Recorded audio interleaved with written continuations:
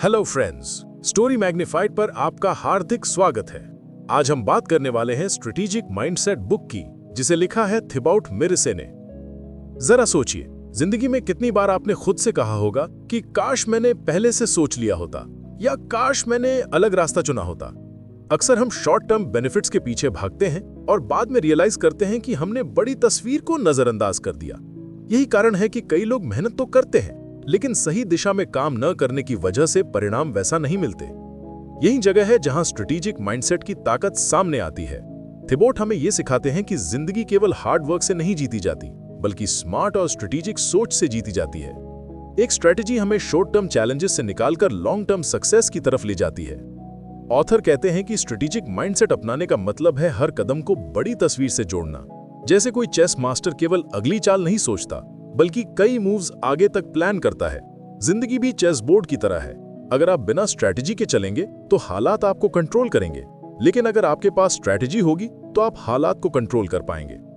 Thibaut बार बार इस बात पर जोर देते हैं कि स्ट्रेटेजिक सोच अपनाने का पहला स्टेप है क्लैरिटी। अगर हमें पता ही नहीं कि हमारी जिंदगी किस दिशा में जा रही है, तो हम कैसे प्लान बनाएंगे? और क्लैरिटी तब आती है जब हम खुद से कठिन सवाल पूछते हैं। मैं किस तरह की जिंदगी चाहता हूं? मेरे लिए सक्सेस का मतलब क्या है? बुक हमें यह भी बताती है कि स्ट्रैटेजी का मतलब केवल प्रोफेशनल लाइफ नहीं है। ये पर्सनल लाइफ, रिलेशनशिप्स, हेल्थ और माइंडसेट तक हर जगह लागू होती है। स्ट्रेटेजिक सोच हमें हर डिसीजन में मदद करती है, चाहे करियर चुनना हो, टाइम मैनेज करना हो, या किसी प्रॉब्लम का क्रिएटिव सोल्यूशन निकालना हो। ये किताब हमें 12 गहरी सीखें देती हैं, जो हमें बताती हैं कि स्ट्रेटेजिक माइंडसेट कैसे अडॉप्ट किया जाए और कैसे हम अपनी जिंदगी को सिर्फ बिजी नहीं बल्कि ट्रूली इफेक्टिव बना सकते हैं। आने वाले हिस्सों में हम इन 12 सीखों को डिटेल में एक्सप्लोर करेंगे और देखेंगे कि कैसे स्ट्रेटेजिक सोच हमारी प्रोडक्टिविटी, डिसीजन मेकिंग और अल्टीमेटली हमारे पूरे जीवन को बदल देती है। दोस्तों, अब हम इस किताब की पहली सीख की तरफ बढ़ते हैं। थिबाउट मिरसे कहते हैं कि स्ट्रेटेजिक सोच की शुरुआत क्लैरिटी से होती है। अगर हमें खुद नहीं पता कि हम कहां जाना चाहते हैं, तो हमारी हर कोशिश बेकार हो सकती है। सोचिए, अगर कोई जहाज बिना डेस्टिनेशन के समुद्र में निकल जाए तो वो कहीं भी भटक सकता है। उसी तरह अगर हमारी जिंदगी में क्लियर विजन नहीं है तो हम दिन रात मेहनत करेंगे, लेकिन सही मंजिल तक नहीं पहुंच पाएंगे। स्ट्रेटेजिक माइंडसेट हमें यह सिखाता है कि हमें पहले लॉन्ग टर्म विजन पर ध्यान देना चाहिए। क्लैरिटी पाने का पहला स्टेप है खुद से सही सवाल पूछना। मैं कौन हूं? मेरी स्ट्रेंथ्स क्या है? मेरे लिए सक्सेस का मतलब क्या है? अगर मेरी जिंदगी अगले 5 या 10 साल बाद परफेक्ट होती तो वो कैसी दिखती? ये सवाल हमें अंदर झांकने पर मजबूर करते हैं। जब जवाब सामने आते हैं तो हम समझ पाते हैं कि हमें किस दिशा में जाना है। थिबाउट बताते हैं कि क्लैरिटी केवल सपनों तक सीमित नहीं होनी चाहिए, हमें उसे मेजरेबल गोल्स में बदलना होता है। अगर आप कहते हैं कि मैं सक्सेसफुल बनना चाहता हूं, तो ये वेग है। लेकिन अगर आप कहते हैं कि अगले 5 सालों में मैं अपना खुद का बिजनेस एस्टैब्लिश करूंगा और फाइनेंशियल फ्रीडम हासिल करूंगा, तो ये एक क्लियर और एक्शनेबल विजन है। विजन का दूसरा पहलू है लॉन्ग टर्म सोच। स्ट्रेटेजिक माइंडसेट का मतलब है शॉर्ट टर्म कंफर्ट को सैक्रिफाइस करके लॉन्ग टर्म ग्रोथ को चुनना। बहुत लोग इमीडिएट प्लेजर के पीछे भागते हैं, जैसे लगातार एंटरटेनमेंट में डूबे रहना या हर डिसीजन में इजी ऑप्शन चुनना। लेकिन स्ट्रेटेजिक थिंकर ऐसे नहीं करते। वे टेम्परेरी कंफर्ट छोड़कर बड़े गोल्स पर फोकस करते हैं। क्लैरिटी हमें डिस्ट्रैक्शंस से भी बचाती है। जब हमें पता होता है कि हमारी मंजिल क्या है, तो हर अपॉर्चुनिटी को हम इवैल्यूएट कर सकते हैं। क्या ये मुझे मेरे विजन की तरफ ले जा रही है या मुझे रास्ते से भटका रही है? इस तरह हम अपनी एनर्जी सिर्फ सही जगह पर लगाते हैं। थिबाउट कहते हैं कि क्लैरिटी और विजन ही स्ट्रेटेजिक माइंडसेट का फाउंडेशन है। इनके बिना स्ट्रैटेजी बनाना इम्पॉसिबल है, और जब ये फाउंडेशन स्ट्रांग होता है तो बाकी डिसीजंस आसान हो जाते हैं। तो दोस्तों, पहली सीख हमें ये समझाती है कि अगर हमें सच में स्ट्रेटेजिक माइंडसेट अपनाना है तो हमें अपनी जिंदगी की बड़ी तस्वीर साफ करनी होगी। हमें ये तय करना होगा कि हमारी मंजिल कहाँ है और हमारी रोज की एक्टिविटीज उस मंजिल से जुड़ी हुई हैं या नहीं। अब सवाल ये है कि जब हमें क्लैरिटी मिल जाए तो क्या हमें उसी विजन पर रिजिडली टिके रहना चाहिए या परिस्थितियों के हिसाब से फ्लेक्सिबल होना चाहिए? यही हमें ले जाएगा दूसरी सीख की तरफ, जहां हम जानेंगे कि स्ट्रेटेजिक सोच में फ्लेक्सिबिलिटी की क्या भूमिका है। दोस्तों, पहली सीख में हमने क्लैरिटी और लॉन्ग टर्म विजन की ताकत को समझा। लेकिन थिबाउट मिरसे कहते हैं कि केवल विजन बना लेना काफी नहीं है। स्ट्रेटेजिक थिंकर बनने के लिए हमें फ्लेक्सिबल भी रहना पड़ता है। सोचिए, अगर कोई कैप्टन अपने जहाज के लिए एक रूट तय कर ले और तूफान आने के बाद भी उसी रास्ते पर अड़ा रहे तो क्या होगा? जहाज डूब सकता है।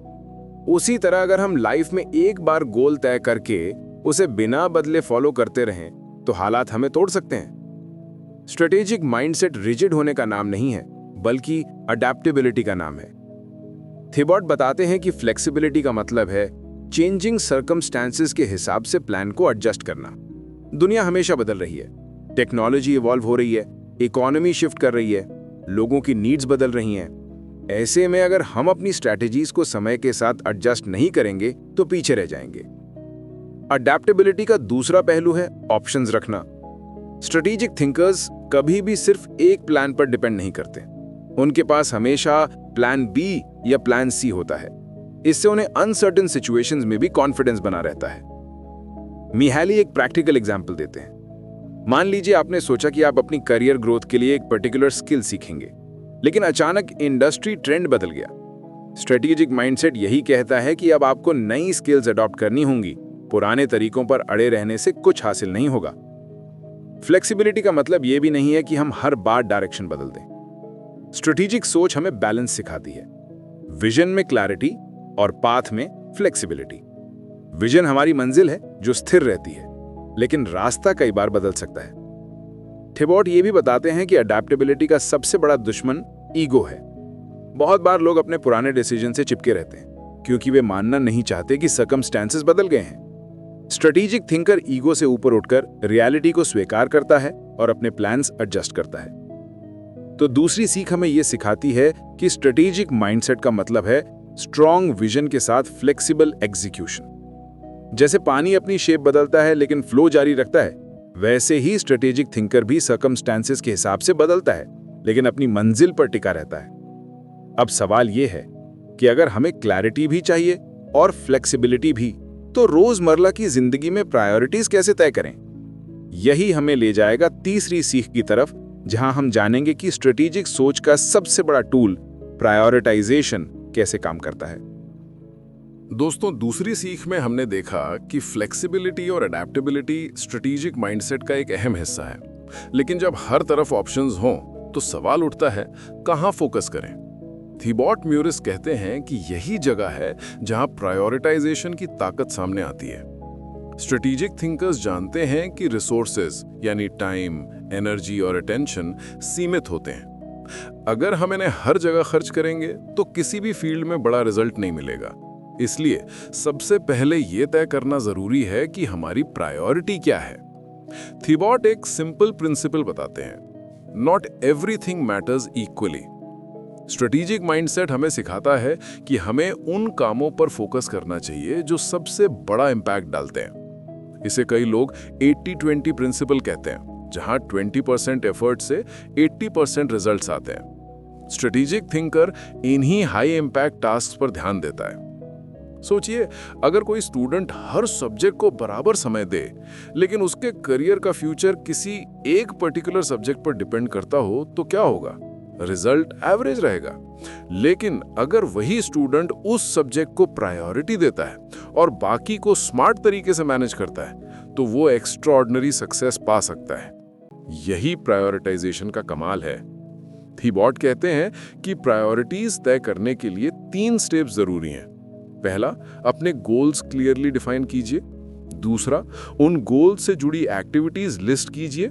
और तीसरा, उन एक्टिविटीज में से केवल वही चुनिए जो लॉन्ग टर्म विजन से जुड़ी हों। बाकी कामों को या तो डेलीगेट कर दीजिए या एलिमिनेट कर दीजिए। प्रायोरिटाइजेशन का एक और फायदा है क्लैरिटी ऑफ माइंड। जब हमें पता होता है कि हमारी प्रायोरिटी क्या है तो हम डिस्ट्रैक्शन से आसानी से बच जाते हैं। सोशल मीडिया, अननेसेसरी मीटिंग्स या छोटी छोटी टास्क्स हमें तभी खींच पाती हैं जब हमें पता ना हो कि हमारी मेन प्रायोरिटीज क्या हैं। स्ट्रेटेजिक थिंकर हर दिन ये सवाल खुद से पूछता है, आज ऐसा कौन सा काम करूंगा जो मेरी जिंदगी के बड़े विजन को आगे बढ़ाएगा। यही सवाल उन्हें बाकी लोगों से अलग करता है। तो तीसरी सीख हमें यह बताती है कि स्ट्रेटेजिक माइंडसेट केवल काम करने की स्पीड बढ़ाने का नाम नहीं है, बल्कि सही काम चुनने की कला है। जब हम प्रायोरिटीज क्लियर कर लेते हैं तो हमारी एनर्जी और अटेंशन सबसे ज्यादा प्रोडक्टिव जगह पर खर्च होती है। अब सवाल यह है कि जब हमने प्रायोरिटीज तय कर ली तो क्या हमें हर काम अकेले ही करना होगा या दूसरों की मदद लेकर हम और तेजी से आगे बढ़ सकते हैं? यही हमें ले जाएगा चौथी सीख की तरफ, जहां हम स्ट्रेटेजिक सोच में लेवरेज और कोलैबोरेशन की ताकत को समझेंगे। दोस्तों, तीसरी सीख में हमने देखा कि स्ट्रैटेजिक माइंडसेट का एक अहम हिस्सा है प्रायोरिटीज तय करना। लेकिन अब सवाल यह है, क्या हर काम हमें खुद ही करना चाहिए? थीबो मोरिसे कहते हैं कि स्ट्रैटेजिक थिंकर जानता है कि अकेले सब कुछ करना पॉसिबल नहीं है। यही वजह है कि वो लेवरेज और कोलैबोरेशन की ताकत का इस्तेमाल करते हैं। लेवरेज का मतलब है अपने लिमिटेड रिसोर्सेज को मल्टीप्लाई करना।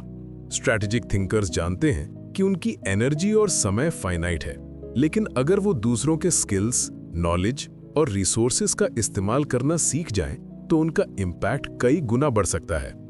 सोचिए, अगर कोई एंटरप्रेन्योर बिजनेस स्टार्ट करता है और हर काम खुद करने की कोशिश करता है, मार्केटिंग से लेकर अकाउंटिंग तक, तो वो जल्दी ही थक जाएगा। लेकिन अगर वो एक्सपर्ट्स की मदद ले, काम डेलीगेट करे और राइट सिस्टम्स बिल्ड करे, तो वही बिजनेस तेजी से ग्रो कर सकता है। यही लेवरेज का जादू है। कोलैबोरेशन भी स्ट्रैटेजिक माइंडसेट का कोर हिस्सा है। थीबो बताते हैं कि स्ट्रैटेजिक थिंकर्स दूसरों को कंपेटिटर्स की तरह नहीं देखते, बल्कि पोटेंशियल पार्टनर्स की तरह देखते हैं। सही कोलैबोरेशन नए अपॉर्चुनिटीज खोलता है, नए रिसोर्सेज तक पहुंच देता है और रिस्क को कम करता है। हिस्ट्री में देखें तो हर बड़ा इनोवेशन कोलैबोरेशन से आया है। स्टीव जॉब्स और स्टीव वॉजनियाक ने मिलकर एप्पल को जन्म दिया। राइट ब्रदर्स ने मिलकर उड़ने का सपना पूरा किया। स्ट्रैटेजिक थिंकर्स जानते हैं कि अकेला व्यक्ति लिमिटेड होता है, लेकिन कोलैबोरेशन लिमिटलेस रिजल्ट्स ला सकता है। थीबो ये भी बताते हैं कि सही लेवरेज और कोलैबोरेशन चुनने के लिए हमें माइंडफुल रहना चाहिए। हर पार्टनर या सिस्टम हमारे विजन से अलाइन नहीं होता, इसलिए पहले ये देखना जरूरी है कि कोलैबोरेशन लॉन्ग टर्म गोल्स को सपोर्ट करता है या नहीं। लेवरेज केवल लोगों तक सीमित नहीं है, टूल्स, टेक्नोलॉजी और सिस्टम्स भी लेवरेज देते हैं। एक सॉफ्टवेयर जो रेपिटेटिव टास्क ऑटोमेट कर दे, आपके कई घंटे बचा सकता है। स्ट्रैटेजिक थिंकर ऐसे टूल्स का इस्तेमाल करता है ताकि उसकी एनर्जी उन कामों में लगे जो सबसे ज्यादा वैल्यू क्रिएट करते हैं। तो चौथी सीख हमें यह सिखाती है कि स्ट्रैटेजिक माइंडसेट का मतलब है स्मार्टली काम करना, सिर्फ अपनी ताकत पर नहीं, बल्कि दूसरों की ताकत और राइट सिस्टम्स को जोड़कर। ये हमें दिखाती है कि अकेले मेहनत करने की बजाय सही लोगों और सही टूल्स के साथ जोड़ना ही असली स्ट्रैटेजी है। अब सवाल उठता है, जब हमारे पास क्लैरिटी भी है, प्रायोरिटीज भी तय हैं और लेवरेज का इस्तेमाल भी हम सीख रहे हैं, तो हमें अपने प्रोग्रेस को मेजर कैसे करना चाहिए? यही हमें ले जाएगा पांचवी सीख की तरफ, जहां हम जानेंगे कि स्ट्रैटेजिक सोच में प्रोग्रेस को ट्रैक और इवैल्यूएट करना क्यों जरूरी है। दोस्तों, चौथी सीख में हमने देखा कि लेवरेज और कोलैबोरेशन कैसे हमारी एफिशिएंसी को कई गुना बढ़ा देते हैं। लेकिन थिबो मोरिसे कहते हैं कि सिर्फ सही लोगों और टूल्स से काम करना काफी नहीं है। स्ट्रेटेजिक थिंकर अपनी ग्रोथ को लगातार मेजर भी करता है, क्योंकि जो मेजर होता है वही इंप्रूव होता है।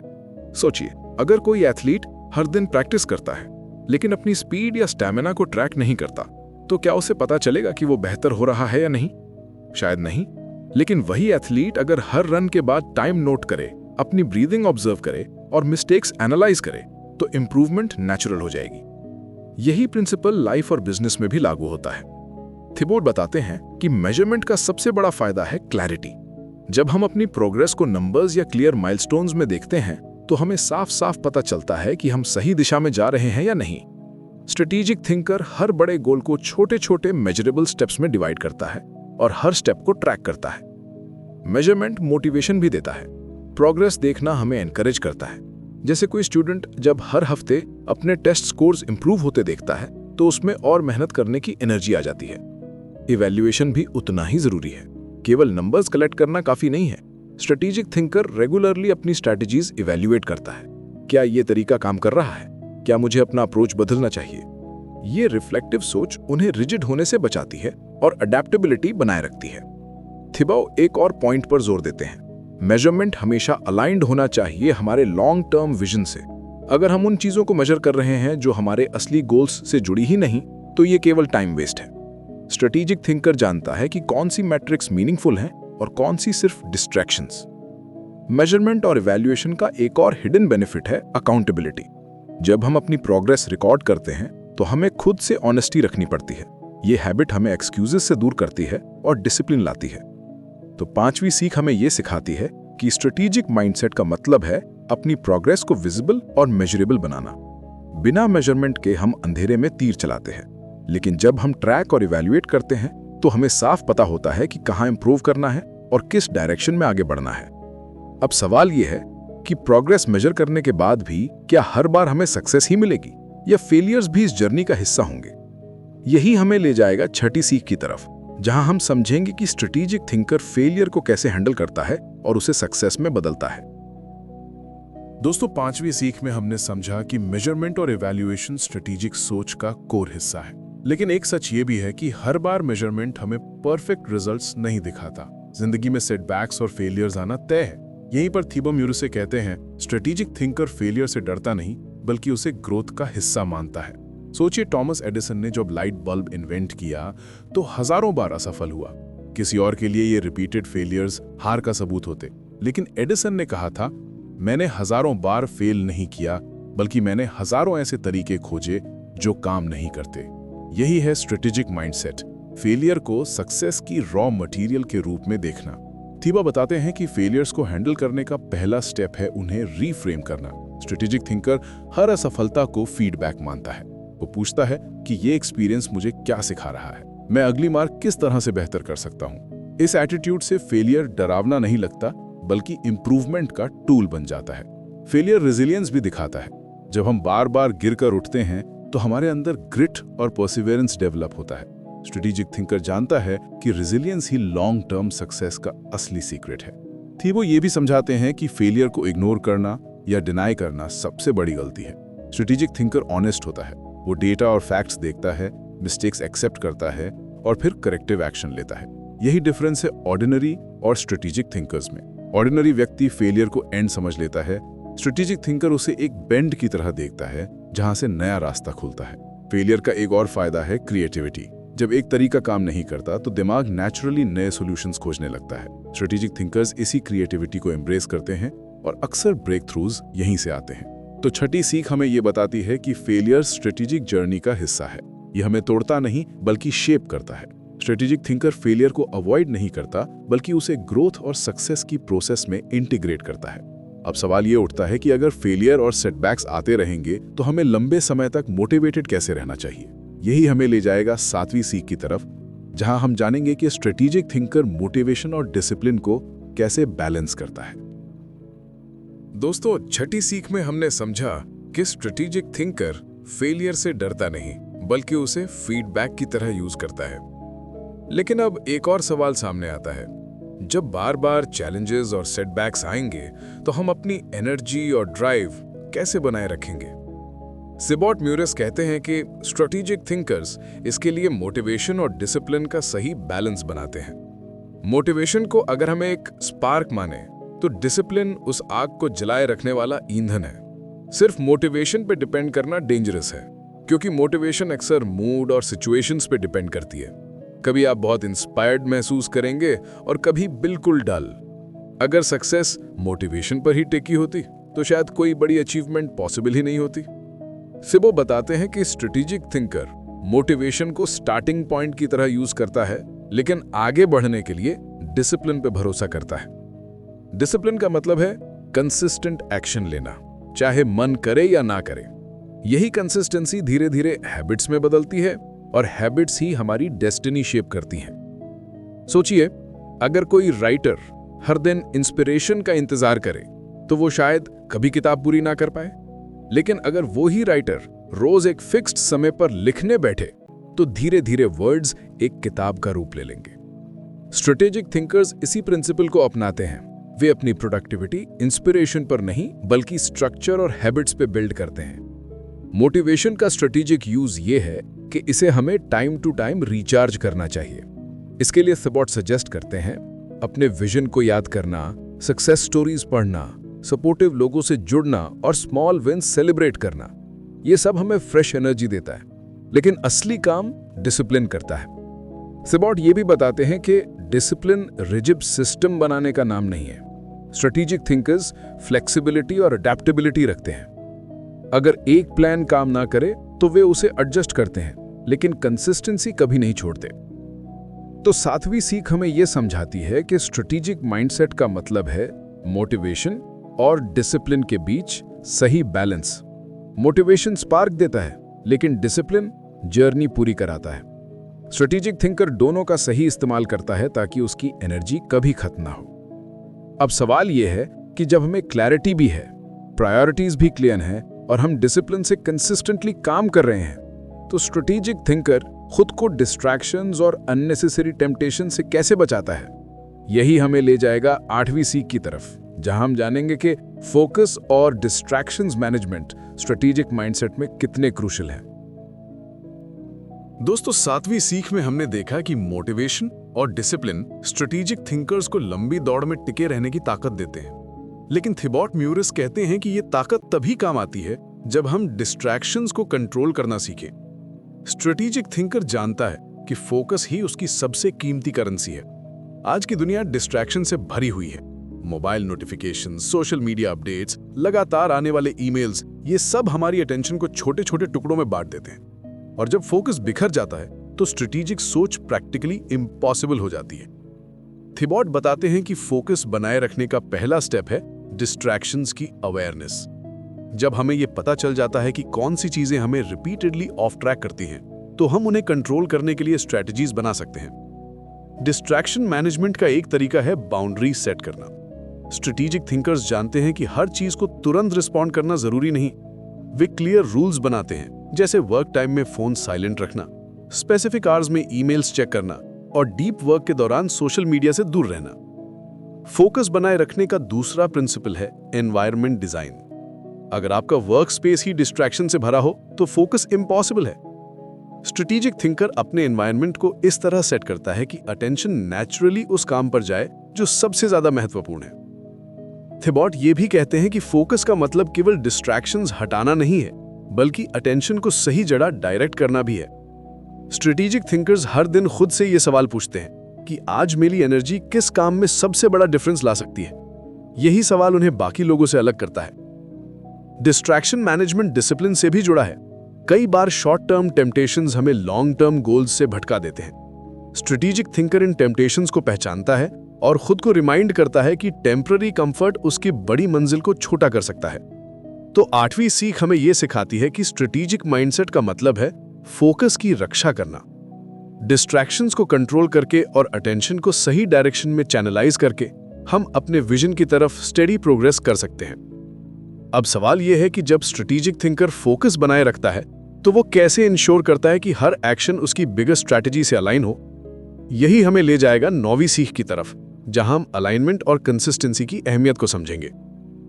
दोस्तों, 8वीं सीख में हमने देखा कि फोकस और डिस्ट्रैक्शन मैनेजमेंट स्ट्रेटेजिक थिंकर्स को अपनी एनर्जी बचाने और सही जगह लगाने में मदद करता है।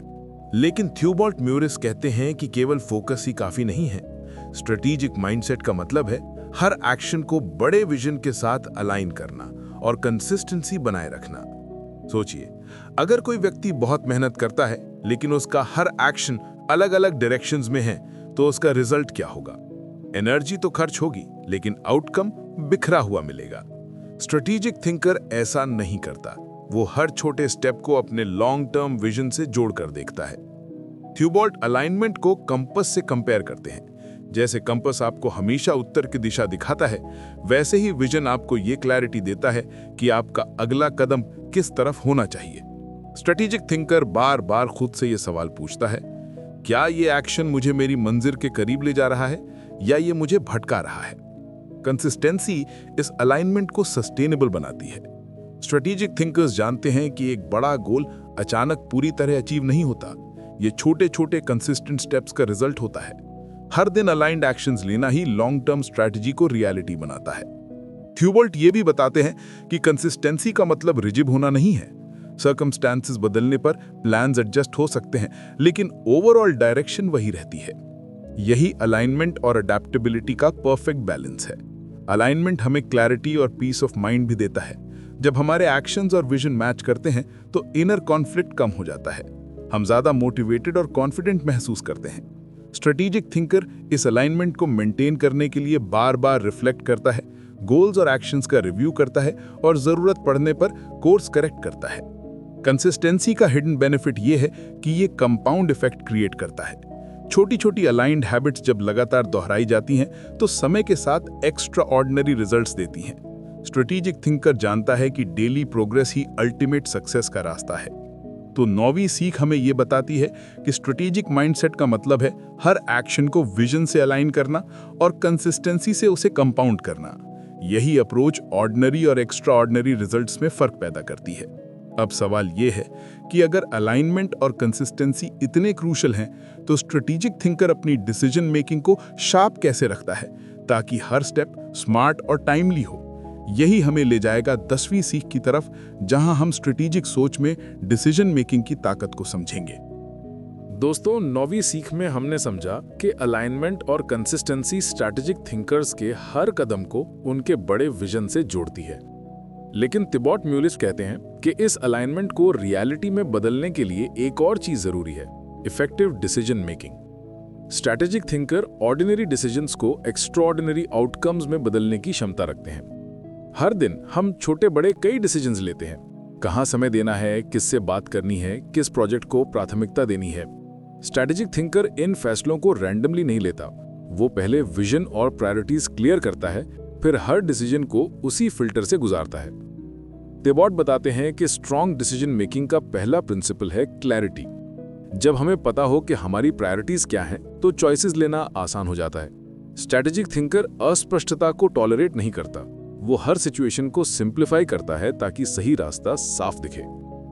दूसरा प्रिंसिपल है speed with accuracy. Strategic thinkers overthinking में फंसते नहीं। वे जानते हैं कि हर डिसीजन परफेक्ट नहीं हो सकता, लेकिन टाइमली डिसीजन लेना प्रोग्रेस के लिए जरूरी है। डिले कई बार अपॉर्चुनिटी कॉस्ट बन जाती है।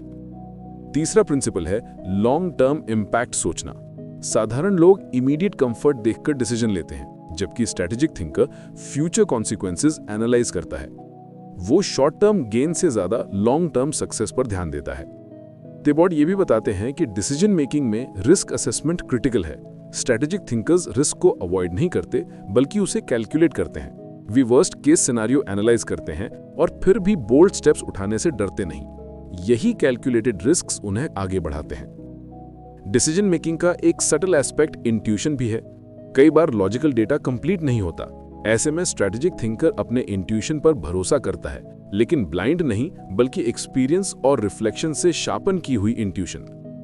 Effective decision making strategic thinkers को 2 फायदे देता है।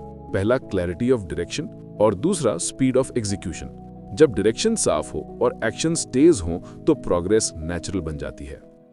तो 10वीं सीख हमें यह बताती है कि स्ट्रैटेजिक माइंडसेट में डिसीजन मेकिंग एक स्किल नहीं बल्कि आर्ट है। Clarity, speed, long term vision, risk calculation और रिफाइंड इंट्यूशन, ये सब मिलकर डिसीजंस को पावरफुल बनाते हैं। अब सवाल यह है कि जब डिसीजंस क्लियर और टाइमली लिए जाते हैं तो उन्हें ग्राउंड रियलिटी में एग्जीक्यूट कैसे किया जाए ताकि वो सिर्फ कागज पर न रह जाएं। यही हमें ले जाएगा 11वीं सीख की तरफ, जहां हम एग्जीक्यूशन एक्सीलेंस की ताकत समझेंगे।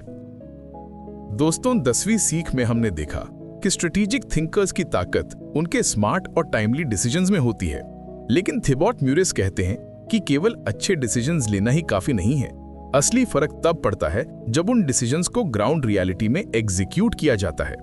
स्ट्रेटेजिक थिंकर एग्जीक्यूशन को अपनी सबसे बड़ी ताकत मानता है। सोचिए, कितने लोग हैं जिनके पास ब्रिलियंट आइडियाज होते हैं, लेकिन वो एक्शन तक नहीं पहुंचते। आइडिया केवल इमेजिनेशन में रह जाता है। स्ट्रेटेजिक थिंकर ऐसा नहीं करता। वो जानता है कि आइडिया को पावर तब मिलती है जब उसे सिस्टमैटिक तरीके से एग्जीक्यूट किया जाए। थिबॉट एग्जीक्यूशन एक्सीलेंस के लिए 3 पिलर्स बताते हैं: प्लानिंग, प्रायोरिटाइजेशन और डिसिप्लिन। स्ट्रेटेजिक थिंकर अपने डिसीजंस को छोटे छोटे एक्शनेबल स्टेप्स में तोड़ देता है, क्लियर माइलस्टोन सेट करता है और फिर उन्हें ट्रैक करता है।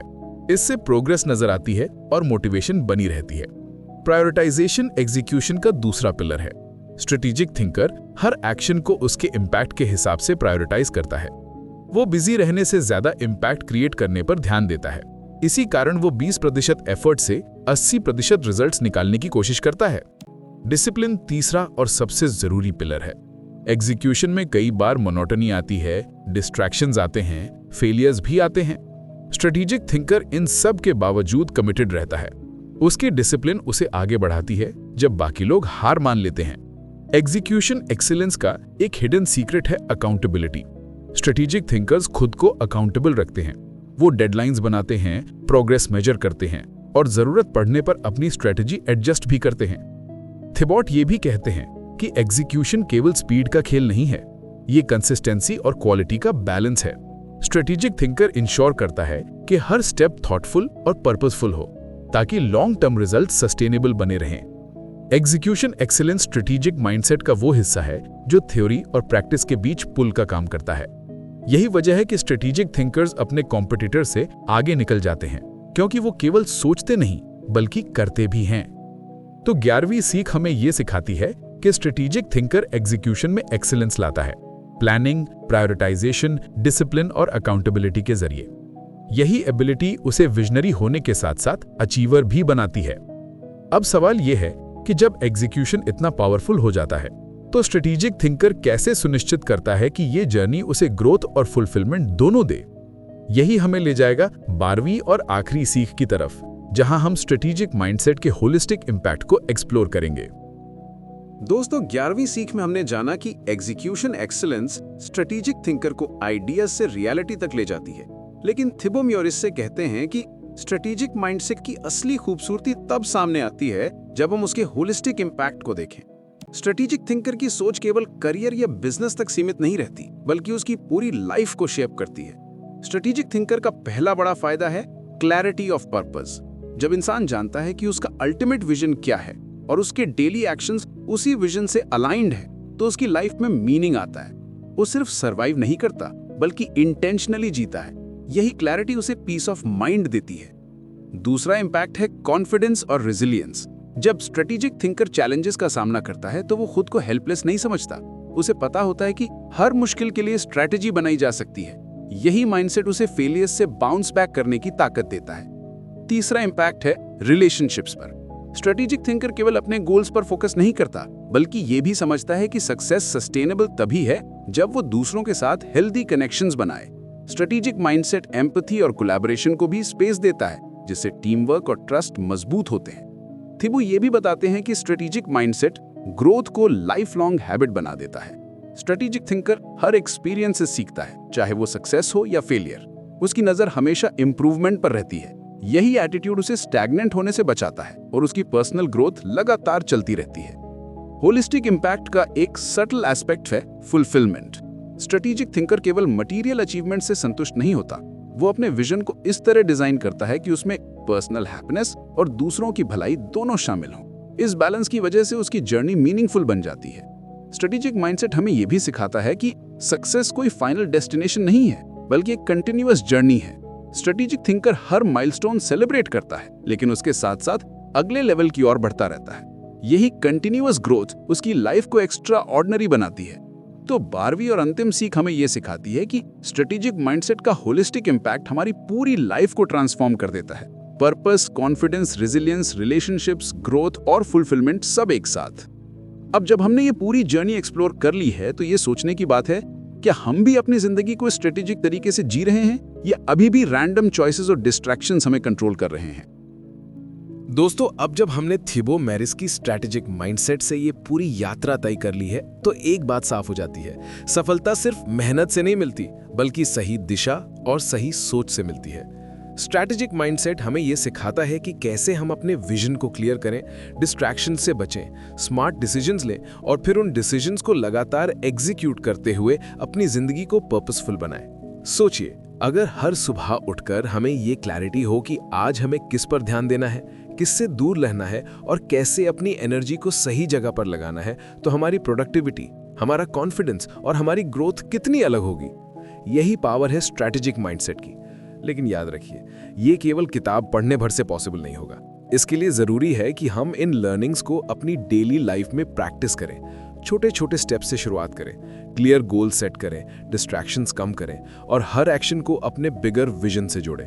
धीरे धीरे यही छोटे स्टेप्स हमारी जिंदगी का पूरा कोर्स बदल देंगे। स्ट्रैटेजिक थिंकर बनने का मतलब ये नहीं है कि हमें हर समय परफेक्ट होना है। इसका मतलब है लगातार अवेयर रहना, सीखना, एडजस्ट करना और अपने विजन की तरफ स्टेडीली बढ़ते रहना। और यही अप्रोच हमें ऑर्डिनरी से एक्स्ट्राऑर्डिनरी बना सकती है। दोस्तों, अगर आपको ये समरी वैल्यूएबल लगी हो तो इसे लाइक और शेयर जरूर करें, ताकि और लोग भी स्ट्रैटेजिक माइंडसेट की ताकत को समझ सकें। और हाँ, हमारे चैनल स्टोरी मैग्नीफाइड को सब्सक्राइब करना मत भूलिएगा, ताकि आपको ऐसी ही लाइफ चेंजिंग किताबों की सोलफुल समरीज मिलती रहे।